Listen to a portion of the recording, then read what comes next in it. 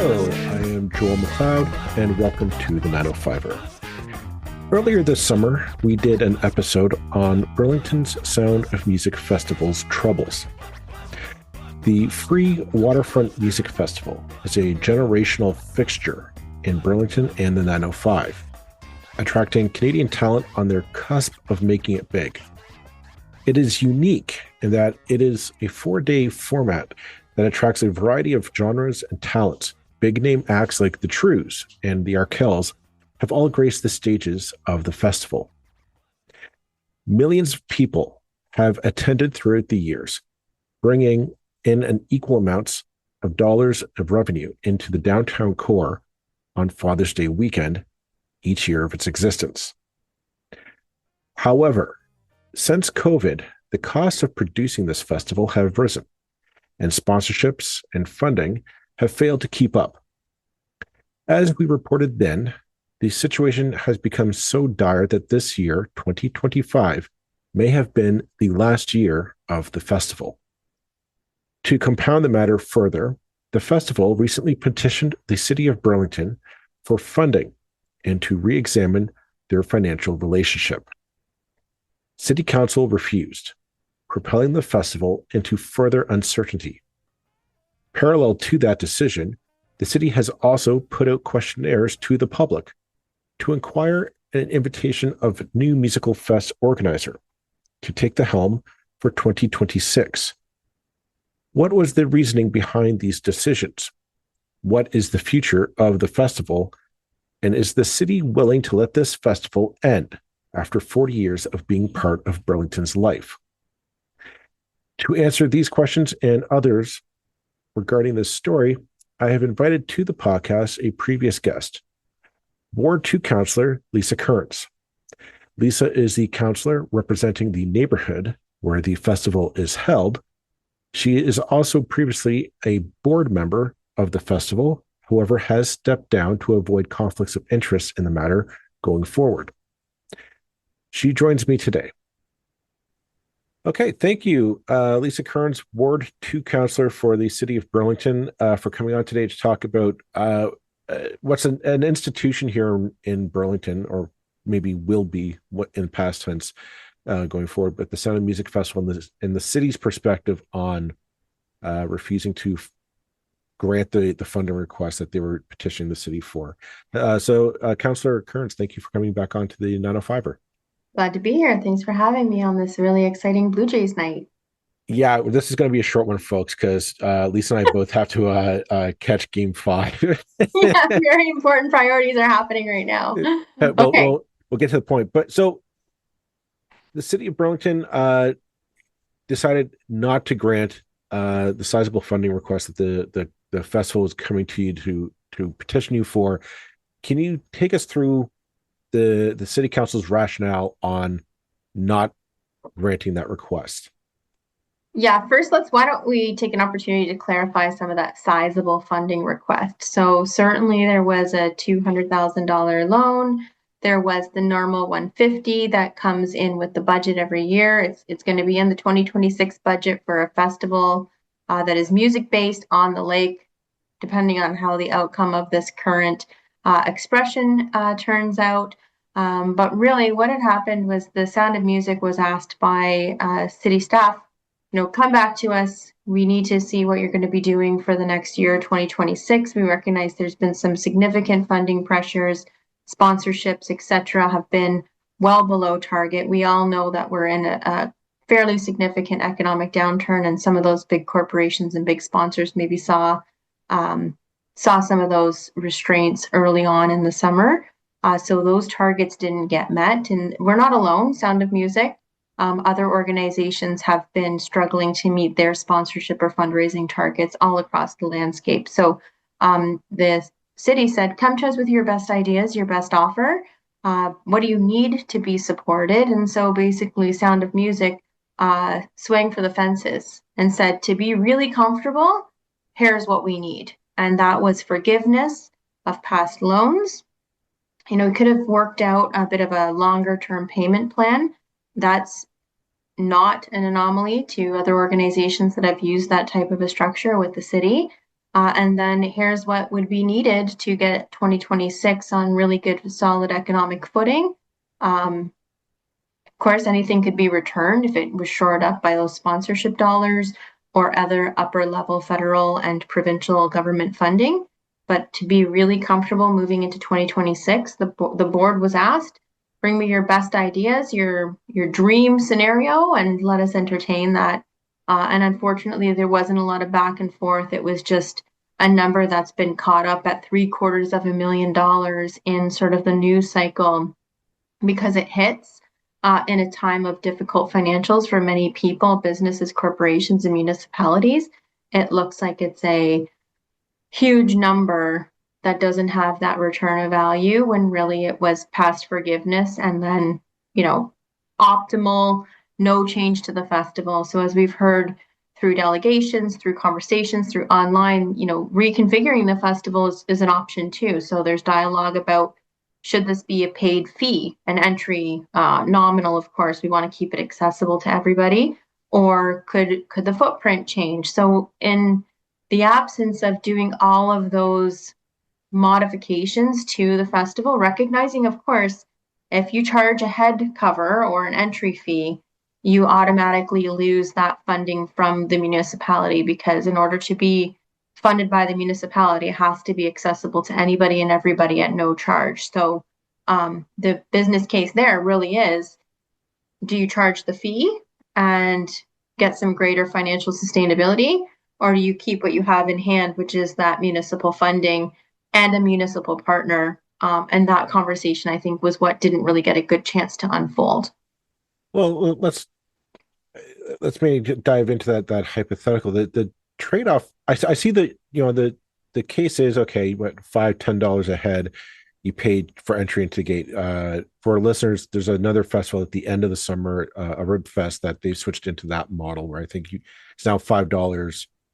You pay at a gate and you're entered into the premises for that.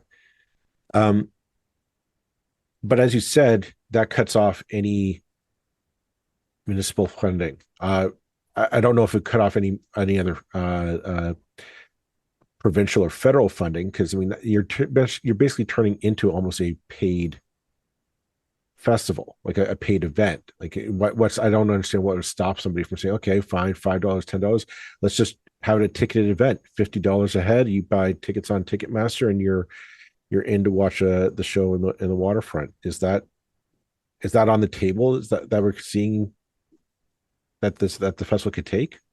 Yeah, so I think that's the purpose of this expression of interest or a solicitation of ideas from other providers to say, if not free, because it's clearly not working, or it's not been given an appropriate chance to work, then what?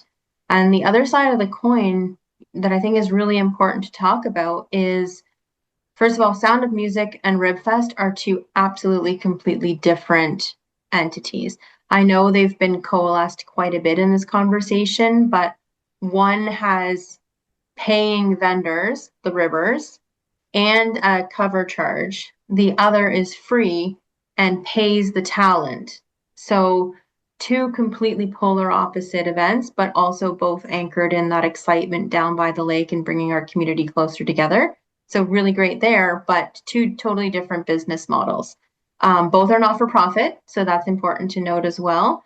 And Sound of Music has one paid employee and almost 1,000 volunteers, which is the engine behind that festival. So community support is needed for both, but the funding structure is different entirely. Mm-hmm. So I think the other piece to kind of highlight is most of what the city gives to Sound of Music, the city taketh. So the city giveth and the city taketh, because there's requirements to put on a festival of that size to ensure safety and security of all patrons. And when I say safety, I mean bodily safety, environmental safety. So, there's a huge cost that's associated with off-duty police officers. There's a shift to having Halton paramedics and not St. John's Volunteer Ambulance support. There's fencing costs, which are increasing. The facilities costs are increasing. Those are your porta potties. Those prices have gone up really high. And then as well, all of the city's permits, whether they're stamped engineered stage drawing permits or any of the other permits plus securities, they are quite high. They are not, I think they're the second largest cost expense after the actual talent. And the piece that people sometimes forget is, sure, that might be the day of costs, or the day of, expenses. But there's a lot more that happens with Sound of Music between Battle of the Bands, live and local, different stages. There's been BPAC stage last year. Traditionally, there's been the Street Fest in support with the Burlington Downtown Business Association. There used to be stages right there in Civic Square before its intended renewal. So it's not just a park festival. And when you said it's an institution kind of in the intro, it really is. So it's cultivating that homegrown talent, which you can't really put a price tag on. And I mean that you said it yourself, and I'm going to re-emphasize, like, you and I are Burlingtonians. Like, this is, and for anyone listening, this isn't just a little, like, quaint little, oh, I'll take a stroll in the park with my kid and let's see a band play in a gazebo. This is a music festival, and the downtown core pretty much just shuts down except for pedestrian traffic. And as you said, Halton Police are guiding. There's one major roadway, the Lakeshore Road, but you're a fool to drive on it during that weekend. In all honesty, because they're estimating over 150,000 people over the weekend, like over the 4 day stretch, are visiting our downtown core here. So not only do you have the concert, but you also have like that influx of people that's coming to spend money, shop, eat, dine, drink, whatever. This is I guess what I'm struggling at is, this is a good thing for Burlington. Like, the city must recognize that this is a good thing to have in our downtown core. The businesses must want it. The people, I think, honestly want it. Can we just find a way to make this happen, or what? Where are we on this? That it's just so, I can't quite put my head around. Everybody wants this to happen. Let's make it happen. Yeah, I mean, it does sound a lot like a no-brainer, to be honest. And, at the end of the day, the city does spend on arts and culture, through many different lines of investment. I think that the challenge with Sound of Music, which has gone through some bumps, there's no doubt about it. A number of different agencies, boards, and commissions have gone through significant challenges, in recent years in Burlington and beyond.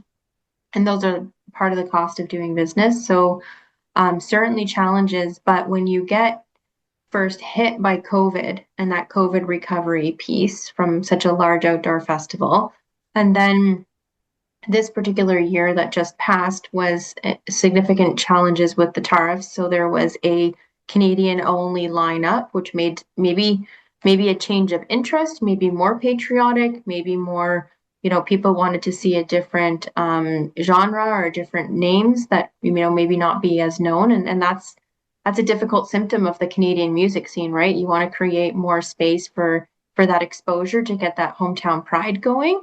And we do that. Sound of Music does that through the Battle of the Bands, with the winner of the Battle of the Bands being showcased on the Friday night to really kick it off. So it has been, I was describing it to someone earlier today, just in a casual conversation, saying, it's been a difficult challenge of just errors. So it's been, COVID errors, and then it has been economic downturn, and then it's been tariffs, and then it's been, some HR issues behind the scenes, which no business is immune to. And it's just been all on the backs of volunteers. So a really highly credentialed board oversees Sound of Music, and it's a really easy narrative to talk about, oh, it's mismanagement, it's this, it's that. Well, I would wager that the board is highly credentialed. It was spoken about in a recent delegation by the chair, saying, we've got HR, CHRE people, we've got certified directors, we've got lawyers, we've got accountants, certified accountants. Like, this is people who are both passionate, know the business, and are credentialed very well in their respective industry with a strong board matrix, right? And you can't say that for a lot of places. So that's a place to be pretty proud. But it's really hard when you're pushed up against such a challenging environment. And I'll be very interested to see if there is another operator that in the balance of, 5 or less months can put on something of that scale, which has a perfect record for safety, strong environmental award-winning festival. So time will tell. But what I hear loud and clear is that the community says, like, we're not ready to lose this. Now, the city has put out the call for another vendor to come in and do this. I am curious. So my understanding is like the Sound of Music entity, because we should just emphasize the Sound of Music is not like a department of the city of Burlington. It is its No. own separate, not-for-profit organization structure that Yes. asks the city of Burlington for funds and the permission to use city property. They still exist legally. They have a bank account, yet the city is asking for a new vendor to come in.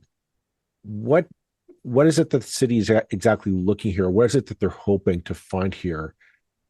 Somebody to take over the Sound of Music Festival, or a completely new entity like a Live Nation or something to come in and do this instead? What is the city is hoping to find here?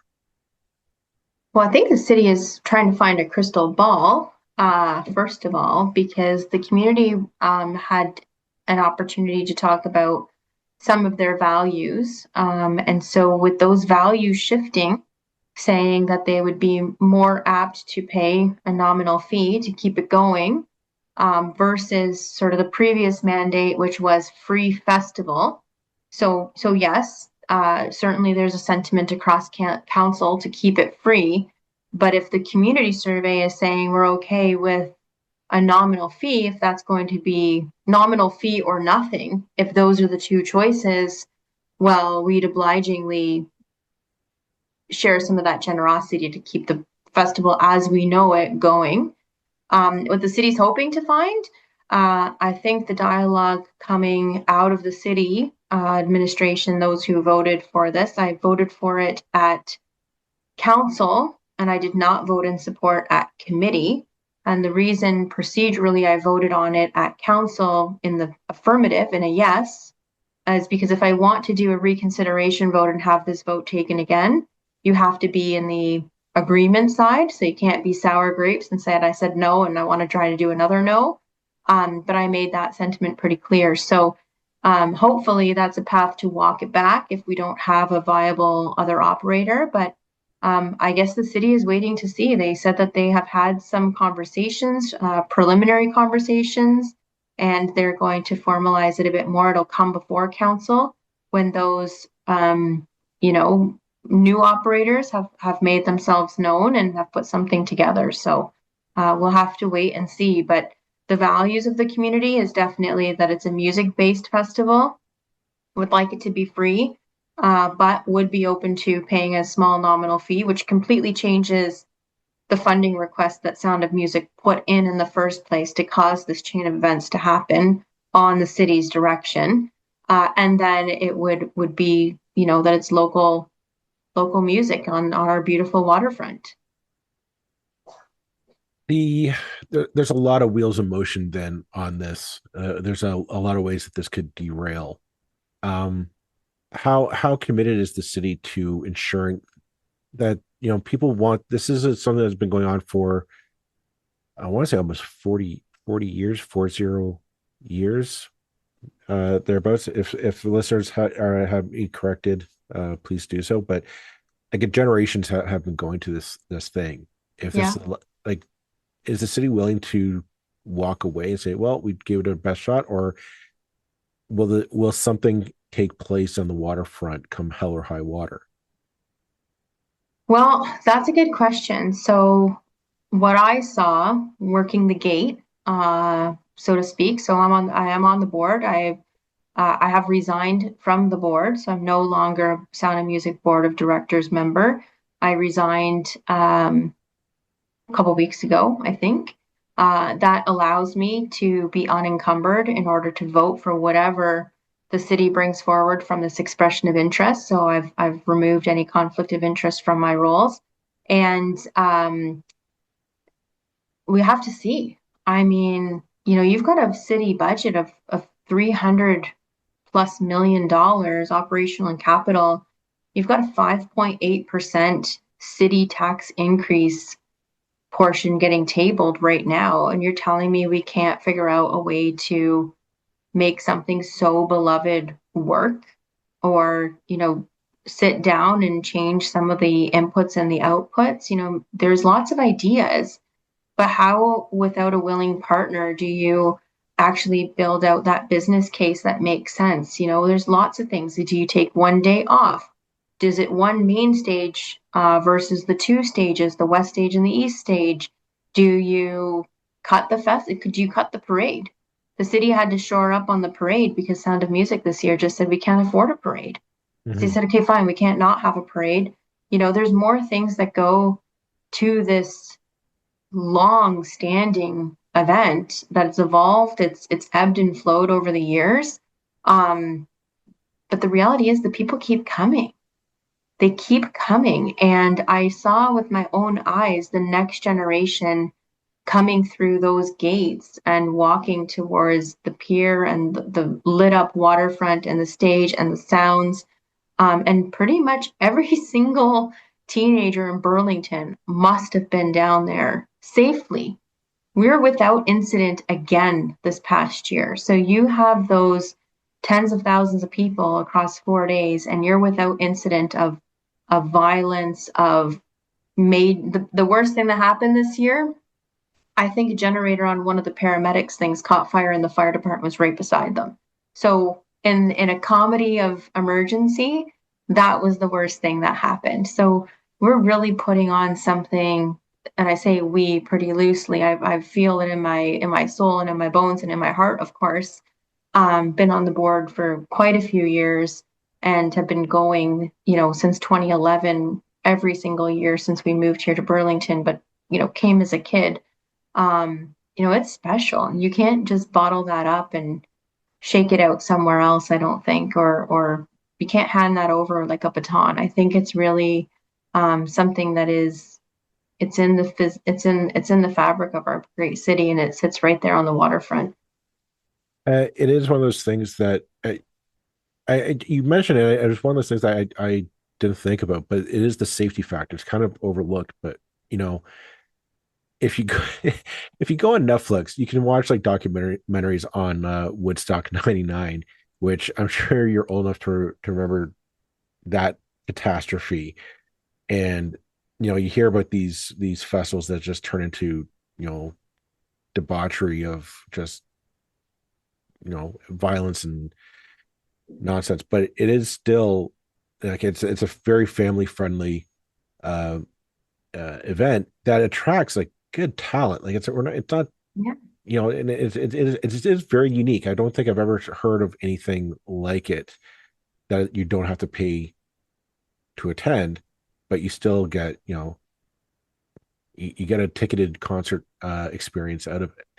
And and has that just been have we just been kidding ourselves all this time that finally the bill has come due, and Burlington's just been kind of deluding ourselves all this time about how we're going to have a good time on the waterfront on Father's Day weekend? I mean, I guess it's a sign of the times, right? Like you need to invest where your community is asking you to invest, right? So there was a call out for sponsors, a wide appeal. Economic times were not receptive to that.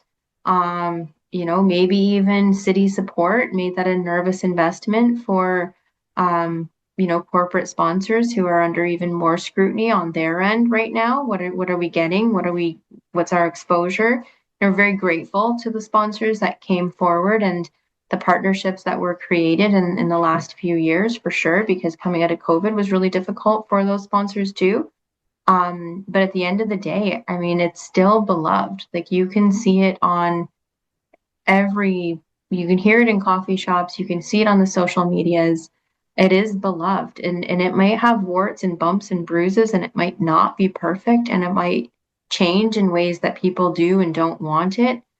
to change, but the fact that it's been so steadfast for decades, it really hurts to have the thought that it's gone, right? Like this council lost Burlington Taxi, and that was pretty sad. And this is on the chopping block, and we're not doing a viewing party for the Blue Jays like we did with the Raptors. No interest by council, none. Cost is too high. So thank you, Rogers, if you're listening. Thank you for the free broadcasting rights for all municipalities. Shout out to Rogers. So I think we really need to kind of assess what the community really wants to see invested in, and think about those types of things, because we're starting to lose a little bit of our identity. It's kind of quite sad. Well, you mentioned there's a scheduled property tax increase in Burlington. I mean, and I'm not, Burlington isn't alone in that. Every municipality is facing some kind of increase one way or the other. We won't get into the nitty gritty of that on this episode. However, there is a feeling of I'm paying more of my property taxes. What am I getting for that? Because potholes don't get filled, and buses, there's no more buses on the roads. And now we're losing this thing that's always been there.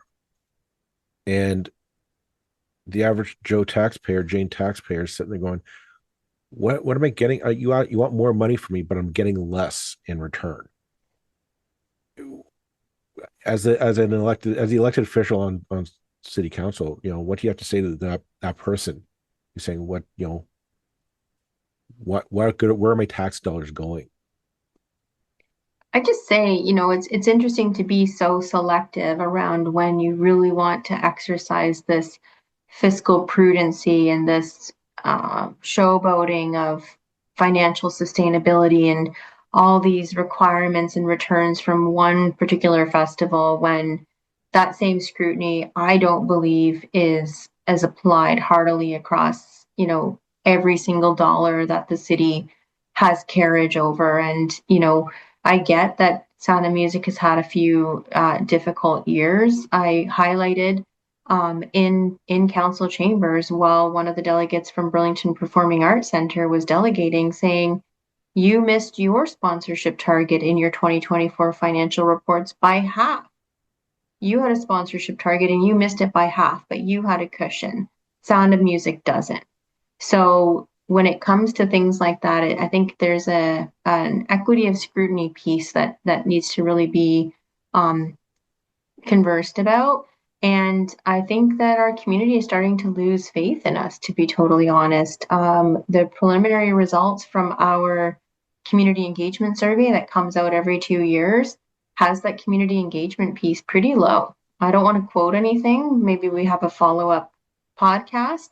But the preliminary results came out, I think, September 25th or 29th, last Friday of September. It's on the council information package. And we'll get that report soon in a more formal way, but it doesn't look great. And, I hope that sort of the disconnect between council trying to find a way through some robust dialogue and some business case efforts and things like that to sustain Sound of Music. And one of the interesting things, actually, I'll just highlight, there weren't any egos on Sound of Music board. So we heard from the chair, who said, if you think there's someone out there better, bring them forward. We will step down. I will step down as chair. The board members will walk off. And bring us whoever you think is best in the city to run this festival if there's thoughts around financial mismanagement or things like that, because this highly credentialed board of volunteers is doing their best. And I think that piece was really overlooked. I think sometimes there's a bit of a, people want to be associated with some of these things for ego or to be boisterous. I personally, I'm not a great music person. I don't really know a whole lot about music. I enjoy it, but I don't fan or fawn over pretty much anybody in the music industry. So I'm your perfect board member who's completely uninterested and is only interested in the governance and the finances and the business of it. And we're an operational board, or I was, and that included everybody rolling up their sleeves and doing everything. from picking up garbage to serving beers to taking donations at the gates to counting the money to doing everything alongside the incredibly dedicated volunteers and Brent Kinnaird, the operations officer, the COO. Completely amazing what was done with so few people and with a whole entire volunteer engine behind it, not to mention all of the accessibility enhancements to make it a festival welcoming to everybody.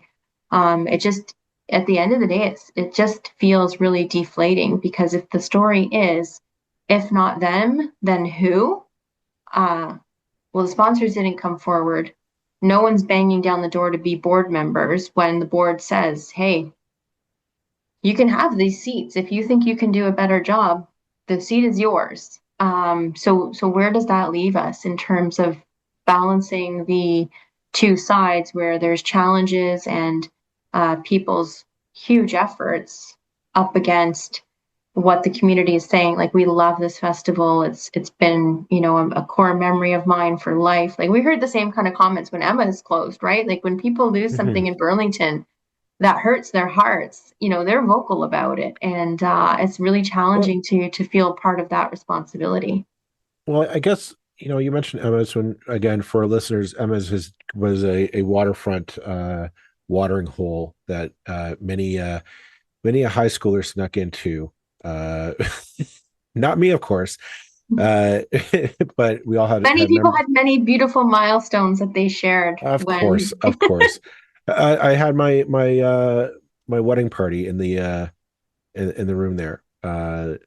Pre wedding party for a family get together. So lots of very good memories in that place. But it closed because of COVID.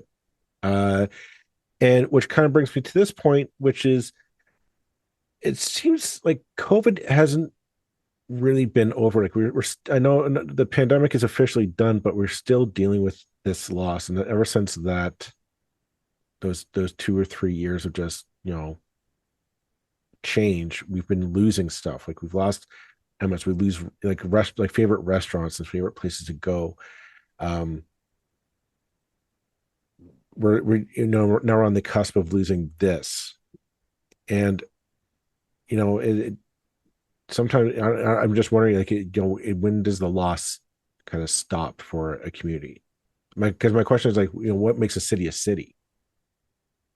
if it's not for Well, these things that we all get together and enjoy? Because what's the point of us living in this city of Burlington or town, any city in Canada, really? well, I feel like there's still a flame for sure. There's definitely a flame that's still burning because I saw the people come, right? It's one thing when you are observing or you're reading reports or you heard it was busy or you saw something online. I was there. I was a secret shopper, if you want, right? So I was at the gates serving the beers, picking up the garbage on the west stage at night at whatever 11:30 at night, checking in with the volunteers, thanking the environmental team, listening and overhearing what people were saying, right? Like I look for Mm-hmm. feedback all the time. So I think on balance, it's a beloved festival. It is a part of our identity. And when you look at it from feet on the ground and hear the experience that people are having and talking about in the moment live, like I just can't get over the different ages. Like that's the piece for me that always hits where you have people who are coming there with mobility devices and that's their, they've never missed a year. And you've got young kids with the ear covers on and the parents are having this great night out with their kids and they're on their shoulders. And you've got teenagers kind of being let out of the house without their parents, even though I was still in the park for the first time with uh, maybe some Yeah. drinking on. And so you've got these teenagers getting their first taste of independence. And then you've got you know, what are we going to call ourselves, Joel? Middle aged, or what are we? But Speak for you've yourself. got I'm still 25. so I'm still 25 in my mind. So you've got Yes. these extra 25 plus year olds who are, you know, it's just a great night out, and you Mm-hmm. just take a minute, and every single person has this experience where they take one breath, they take a pause, they look out at the lake, the lights are twinkling, the music is playing, and you have a sip of whatever beverage you're having, and you're just like, how is this even real? How am I really here? This is so special. So I think that flame really is still alive. I think that people are really disengaged. People have been disengaged on the budget. The stats are going to show that people are disengaged with the city. People are in hard times right now. And the longer you kind of pretend they're not, the harder the conversation is going to be. And this really is one of those times where it brings people together because there's no expectations. Like, you can go on as little or as many rides as you want. You can eat as much or as little as you want. You can bring a granola bar in your back pocket and a bottle of water. You're not stopped with no food, no drink, no nothing at the gate. You can walk around with that and make that a really affordable option for your family. You can come in the day or you can come in the evening. And I feel like there's very few things that are a little bit of everything for everybody. So no one's going to love the festival and every single element of it, although I actually think there are a few people and they always show up on Thursday afternoon at the kickoff and they can't wait. But it's certainly one of the only things I've come across that is everything for everybody. And you can make what you want of that festival, but the connection is the piece that's just undeniable. I'm going to wrap it up shortly, but I just have one final question. So the city is asking vendors to throw their hat in the ring. Let's see how that goes. What's next for the city in this project? Yeah, so let's talk in blunt process. So council gave direction to issue a request for expression of interest, non-binding, non-contractual, just to say who's out there that thinks they can run a waterfront festival. Maybe it's nominal, maybe it's free, maybe it's Canadian music, maybe it's all talent on Father's Day weekend on the lake. All of the requirements should be in place, like police, paramedics, safety provisions, washrooms, fencing, et cetera, et cetera, et cetera. All those things should be static. Those are standard at the city. And come back with what you think you could do. And then it will be brought to council. Hopefully it gets vetted somewhere by staff. I'm not sure what that process looks like, but within the festivals and events big policy, this would be considered like a platinum or a signature event, which would require council approval. This is not the size of festival that is delegated to staff. Many are, Latin Fest, Vegan Fest, stuff like that, Veg Fest.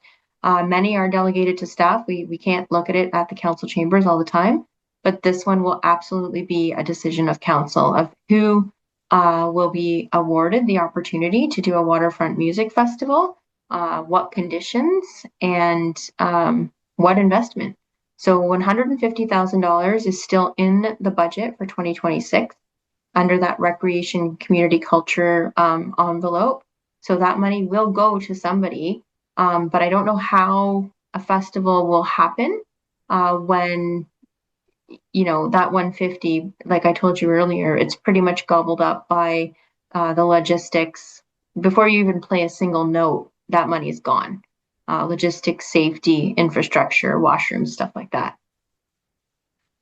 We shall see what happens. Thank you very much, Councillor for Ward 2 Burlington, Lisa Kearns, for coming on to talk about where the Sound of Music Festival stands currently in the city of Burlington. Thank you very much for your time. Thank you so much, and I would be remiss not to end on the final note of absolute thanks to every single volunteer, sponsor, organizer, participant, artist, etc., who's ever had a hand in bringing this level of an incredible festival to our city. Stick with us.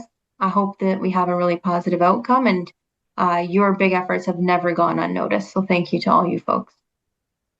Okay. Thank you.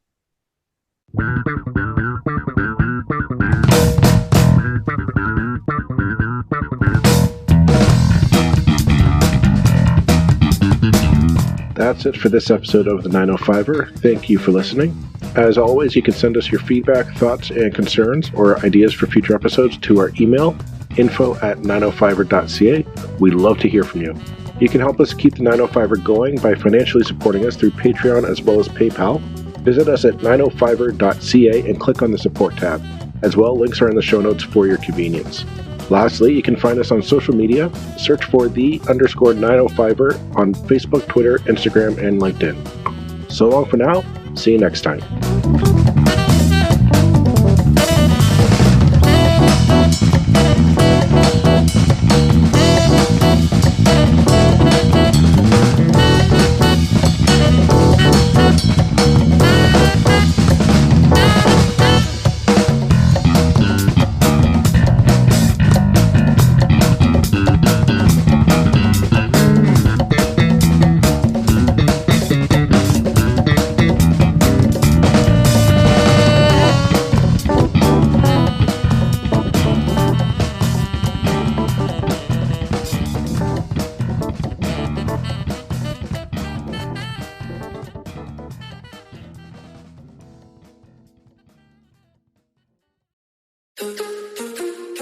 Hi, it's Ashley and Jess with Wellness Reality Check. We are two health practitioners, moms, and best friends trying to navigate the world of holistic health in a balanced, productive way that brings health to our lives instead of dogmatic extremes. We'll be breaking down health trends, interviewing your favorite health influencers, and always keeping it real. We hope this podcast brings listeners back down to earth, providing a dose of reality in the often idealized world of health and wellness. Wellness Reality Check. Follow the show now on Apple Podcasts, Spotify, or at wellnessrealitycheck.com. I'm Stuart Murray, host of Humans on Rights, the podcast where we dig into the stories that shape our understanding of human rights, one conversation at a time. I sit down with guests who are making a difference, all sharing powerful insights on what it really means to stand up for human dignity, equity, and justice. We cover the issues that matter with honesty, curiosity, and heart. You can listen to Humans on Rights on Apple Podcasts, Spotify, Amazon Music, and online at soundoff.network and humanrightshub.ca.